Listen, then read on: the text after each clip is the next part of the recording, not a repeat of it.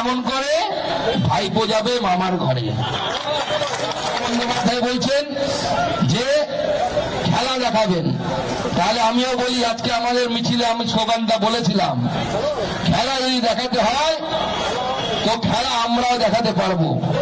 খেলবো এবার এমন করে ভাইপো যাবে মামার ঘরে। কি বললাম?